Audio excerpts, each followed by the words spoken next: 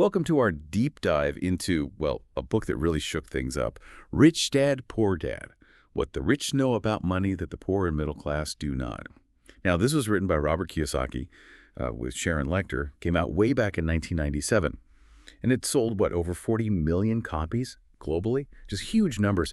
But here's the thing, it's not really your standard investment manual, is it? It's much more about mindset, a philosophical take on personal finance, really challenging those traditional ideas about jobs, money, how you build wealth. Exactly. And our mission here today really is to unpack why it had such an impact. We want to pull out those core concepts that resonated, look at its strengths, definitely, but also, take a critical look at the limitations so you can figure out how its ideas might or might not fit into your own financial thinking. Yeah, and the way it's structured is pretty unique, too. It's all built around these two contrasting father figures. You've got Kiyosaki's own dad, who he calls Poor Dad, the educated government employee, and then his best friend's dad, Rich Dad, the entrepreneur. And they just represent totally different attitudes towards money and life. It makes it very relatable, I think. Right. Okay, so let's dive in.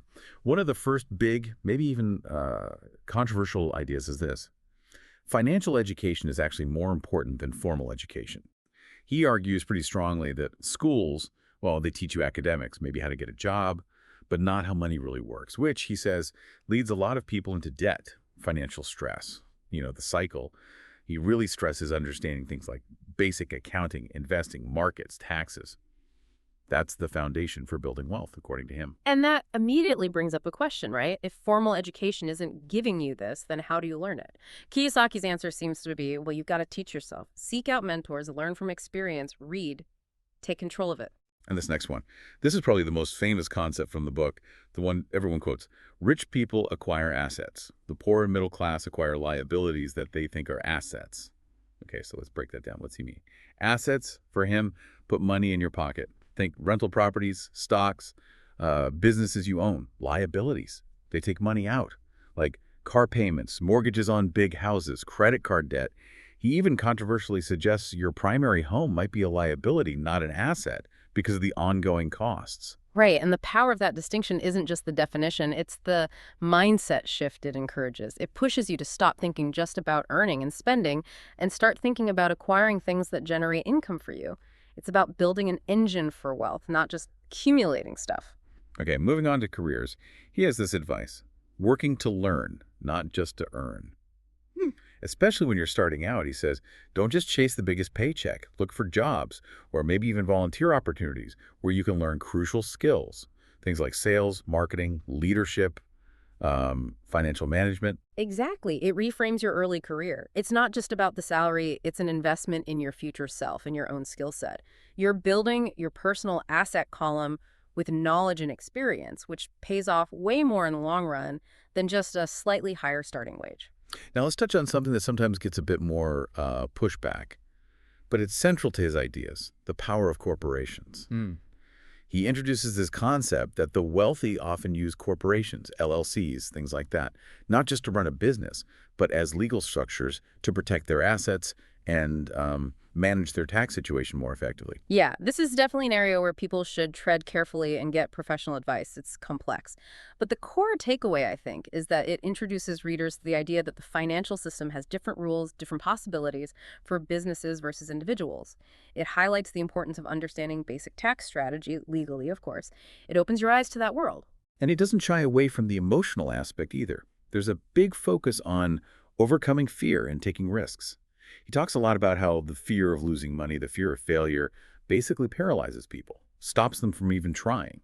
So he really encourages readers to see failure not as the end, but as like a necessary step, part of learning, building resilience. Which naturally leads to an important point for anyone reading this. How do you balance that? Balance the encouragement to be bold, to take risks, with the need for careful thought, for actual risk assessment. The book champions taking action, but you absolutely need to do it smartly. Don't just leap without looking. So what's the end game of the Rich Dad philosophy? It's all about passive income and financial freedom. The goal is to build up income streams from your assets, your investments, your businesses that flow in whether you're actively working or not. That's the passive income part. And financial freedom. That's the point where your passive income is enough to cover all your living expenses. You're no longer dependent on a job. And it's actually quite amazing how much this book specifically helped popularize those terms. passive income, financial freedom, they weren't really mainstream concepts before Kiyosaki. He really brought them into everyday conversation, made them feel like achievable goals for regular people. Okay, so pulling it all together, why does this book still resonate so much? What are its real strengths? I think the biggest one is that mindset shift we talked about. It genuinely makes you question the standard path. Go to school, get a good job, save a bit, retire. It champions entrepreneurship, financial independence, a different way of thinking. And it does it with incredible simplicity and accessibility. It's written like a story, very conversational, easy to grasp, even if you know nothing about finance, Yeah, that accessibility is key. which gives it that universal appeal, right? It speaks to young people, parents, entrepreneurs, pretty much anyone. And there's no denying its inspiration factor. So many people credit this book with getting them started investing or launching a side hustle. Definitely inspiring. But, and this is important, we need to talk about the criticisms too. Where does it fall short? Well, one common critique is the overgeneralization and lack of specific advice. It's great on philosophy, on mindset, but it's pretty light on the how-to. Like, okay, buy assets, but which ones? How do you analyze a deal? How do you manage debt specifically? It often doesn't go there. Right. And some of the advice itself is seen as controversial personal finance practices, like his pretty strong anti-job stance or the heavy focus on real estate, which isn't right for everyone or every market. And the stuff about corporations, it's easy to misinterpret if you don't have proper legal or tax advice. You can't just wing that. No, absolutely not. Another point is that some feel it might promote risky behavior without enough emphasis on the counter rates. Things like, diversification. Don't put all your eggs in one basket. Oh. Or the importance of having an emergency fund before you start making big speculative investments. It kind of glosses over some of that prudence. And then there's his view on education, the biased view toward formal education. Look, he has valid points about the cost and sometimes the relevance of college, but dismissing it wholesale, that can be misleading. Many professions absolutely require formal degrees. True. And finally, there's the commercialization angle. Some readers feel the book is essentially an entry point to sell you his other courses, games, seminars, which isn't necessarily bad, but it's something to be aware of. Understanding these criticisms helps you read it with, let's say, open eyes. Engage critically. So summing up, who is this book really for? I'd say definitely beginners in personal finance. People who want that big mindset shift. Young adults starting out, maybe feeling a bit lost financially, absolutely. Right. Entrepreneurs looking for motivation, yes. Parents thinking about teaching their kids, good place to start. But if you're already pretty financially savvy or you need detailed technical advice on, say, tax planning or portfolio construction, probably not your main source. Agreed. But you can't deny its cultural impact. It's been huge. It's sparked conversations worldwide, like we said, popularized key terms. It really did pave the way for a lot of the financial literacy movement we see today. So overall, I'd give it a solid 8 out of 10. It's a foundational read, almost a must-read, I'd say, for challenging how you think about money.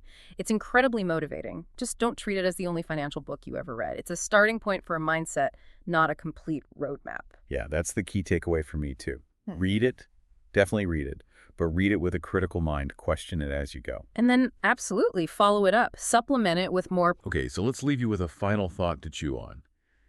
Kiyosaki draws this really stark line between assets and liabilities when it comes to money.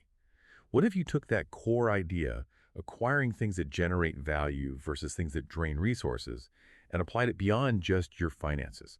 Think about your knowledge, your skills or relationships, even your health or personal growth. How could you focus on acquiring assets in those areas to build long-term value and maybe a different kind of freedom in your life?